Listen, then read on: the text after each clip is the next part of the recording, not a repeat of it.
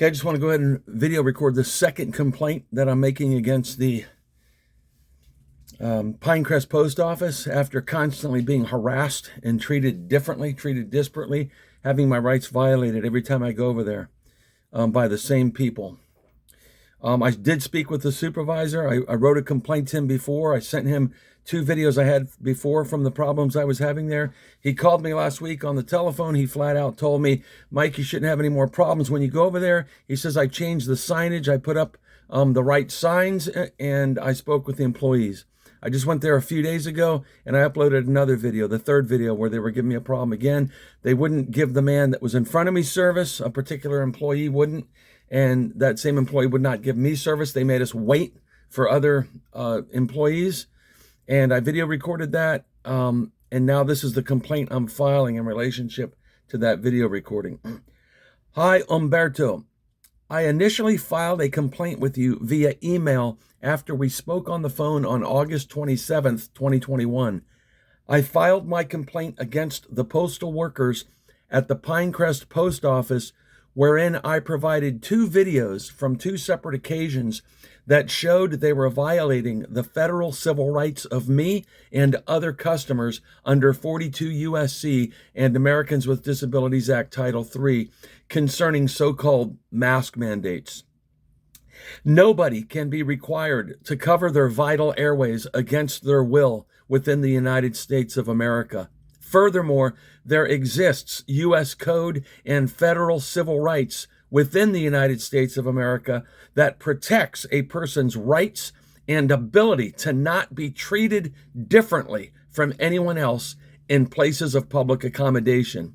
A place of public accommodation has been defined, designated, and classified by the federal government as all buildings and businesses that cater to the public at large in commerce and recreation, regardless of whether those buildings and businesses are government, private, or public in nature.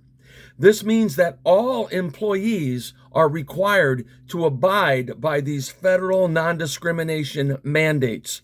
No employee can treat any one person differently than any other person. If they do, they are violating the U.S. Code and federal civil rights law. They are subjecting the business and themselves personally to legal and financial liability.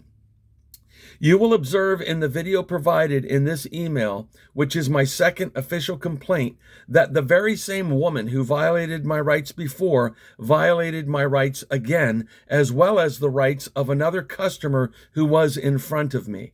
Her bogus claim that she did not want to catch COVID while she was standing several feet away behind a meaningless small plastic barrier while wearing her own face diaper is not only counterintuitive, but is utterly dismantled by the fact that the distance between her and the customer who had to wait for the next service representative employee was virtually the exact same distance as it would have been had she assisted the customer.